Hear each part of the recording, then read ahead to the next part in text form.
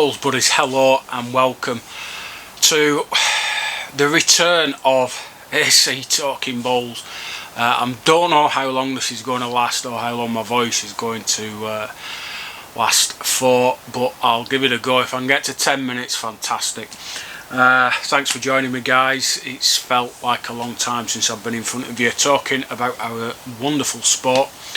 Remember, if you enjoy this video, please hit that like button, and if you're not already a Bowls buddy and a member of this wonderful community of ours, please hit the subscribe button. It's absolutely free of charge, and don't forget to ring the notification bell for notifications of new content on the channel, which used to be 4 times a week, and now it's just when I can manage to feel well enough to do something. So it's felt a very long time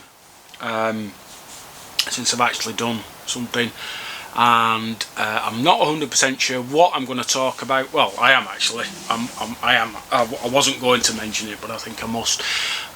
First of all, thank you for everyone who sent me lovely kind words and messages, hoping that I'm feeling better soon. I'll be honest with you, I am so glad that I've had the first vaccine. I don't know what would have happened if I hadn't have had any of the vaccines yet. The thought, well, it's not worth thinking about, to be honest. Still quite short of breath, constantly tired, really tired. It reminds me of having glandular fever when I was younger. That sort of level of exhaustion, just doing anything really. Walking up the stairs to do this is I needed 5 minutes just to sit and recover. So it's nice to see there's been some bowling taking place over the bank holiday weekend. I know I think it was Sunday, Jack Hargreaves won at Castle Private in a 32 there.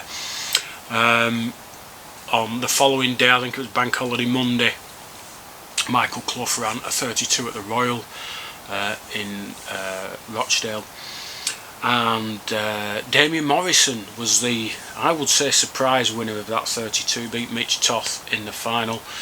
Mitch had performed an absolute marvellous feat of beating Callum Ray 21-9 in the semi-final, and Callum has been playing in a lot of things and winning most of them. He's playing very well. Also, it's good to see a lot of the leagues starting up again. I know the Rosendale League has started, the Murfield League started obviously just before I came down with COVID, and I will talk about that in a minute. It's not so after 3 games in the Murfield League, my team Thongsbridge are in second place on level points with Lower Hopton, who have just got a better chalk difference. I think they're 5 chalks better than us. So it's nice to see already the league is hotting up. I think Crossgate, all the usual suspects up there. Crossgates are doing a little more. Had a great win last night. Thongsbridge lost at Denby Grange. Denby Grange apparently is a very difficult green. I've never seen it, so I don't know. And we were fortunate just to get away with a 7-5 loss. Lower Hopton went to Crossland Moor and they had a 9-3 win, which is about par for the course for Hopton, I think, at Crossland Moor. So the league itself, very competitive. I've said before, it's probably the best league, club league in the country. I'd stand it up against any other league, to be honest, because you are playing, you know, county bowlers on their own green with no practice. It takes a bit of doing. So connected to that, I had a phone call this morning. I won't say any names or anything because it's not important, but apparently somebody had reported me to British Crown Green for playing in the first game of the Murfield League whilst being positive for COVID. While some of the facts are there, obviously they've not got the whole situation correct. As many of you know, I work in a school, and as part of that employment I have to check at least twice a week, and that is usually either Sunday night, Monday morning, or Thursday night, Friday morning. So I tested on the Monday morning and was negative. I found out at school on the Monday that one of my colleagues had tested positive over the weekend. So I thought I'll just check before I go bowling Tuesday night, make sure that I'm negative, I'm okay. And I did another lateral flow test on the Tuesday at 4 o'clock before I set off to go bowling, and again I was negative. The next time I checked was Friday morning, so 3 days later. I had no symptoms, did a lateral flow test and tested positive.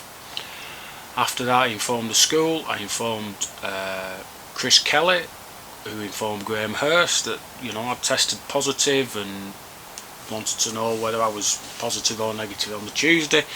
Everyone's minds were at rest. I had a PCR test that came back positive, and I didn't start with any symptoms until Friday night, Saturday morning. So did everything by the book, self-isolate for 10 days. I'm still isolated because my daughter is positive as well. My last day of isolation is tomorrow, and then from Friday I should be okay to go out and about again. Whether I feel up to it is another matter.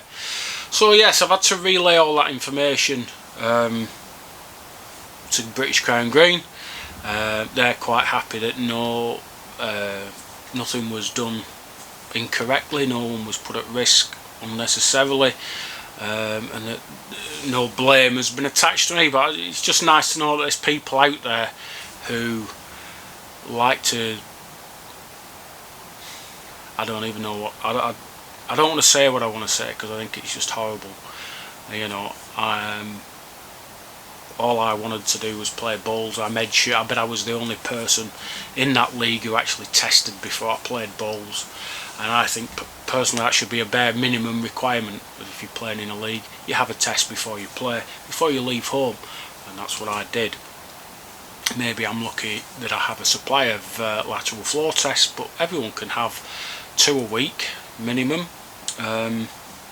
So that's what I suggest. But thank you to that person or persons who reported me to British Crown Green. It's nice to know that some of you are concerned about not only my health but everyone else's health who was at the bowling green that night. I hope that your fears have been put to rest, and I'm sure you'll be happy for everyone to continue with their bowling. Yeah, just thought it was a bit off that. Anyway, what to tell you? Not a lot. I've been out of the loop. I've not really been keeping my eye on the bowls for the last couple of weeks. Just sort of various things. I've not seen a draw yet for the county. I'm assuming that will happen soon, seeing as the first game is supposed to be in a month's time. I'm sure that will happen sooner rather than later. I did mention in my live video, if you saw that the other day, that I'd seen a job advertised with the BDA, the Bowls Development Alliance, which British Crown Green are part of, and there's actually a Northwest representatives job it is to try and develop new membership in bowling clubs and, well, in anything really, getting people into bowls. And it's interesting. It's something that I think I could do. Whether I'm qualified to do it is another matter. And it's only for, well, it's not even for a year now, it's till the end of March next year. Money's not fantastic, but it's okay. It's okay. It's more than the CEO of British Crown Green gets, funnily enough. So I don't know whether to apply for it or not. I've read the job spec. I don't have some of the supposedly essential qualities that they're looking for, such as I don't have 2 years experience in bowls development, but I'm sure that's something that could be worked around. I'm mulling it all over. I don't know whether I want to be tied down to a job for the next 12 months, so it's all difficult. I just want to get my teacher training out of the way and then take it from there, I guess. So something I'm just thinking about. And sorry, the last thing I'll just mention, Steve Broom from bowlstrader.co.uk. If you remember, I said I got a little treat for you for all the subscribers. So if you go onto his website and have a look at some of the shirts on there that he's got in stock, if you go to view cart and enter AC1 into the there's a coupon section. If you put in AC1, you will get free shipping. It'll knock you the £3.99 shipping charge off. So that's well worth it if you're wanting to buy some shirts, and he's got some great shirts in stock. I haven't got one on at the minute just because again, changing shirts tires me out, so they are great. Just have a look at the website, www.bowlestrader.co.uk. There's some fantastic shirts in stock. I think he's got a bit of a sale on at the minute as well. So the free shipping code is capital A, capital C, number 1, AC1. In the view cart, there's a coupon section. If you stick that in there, you'll get free shipping. So thank you very much for that, Steve. And I think that's about it for today. I'm running out of breath, so I'm going to leave it there. It's nice to sort of get back in touch. I might try and do another one towards the end of the week, but I don't want to. I'm not at work at the minute, so I don't want to take the mick out of them.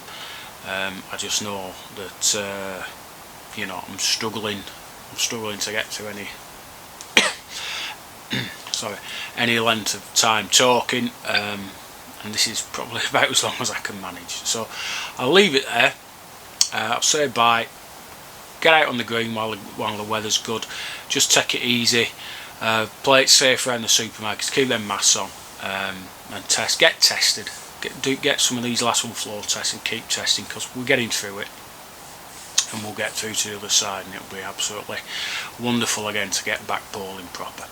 So thanks for watching, guys. See you soon. Have a nice weekend if I don't see you before then, and I hope to talk to you next week. Bye.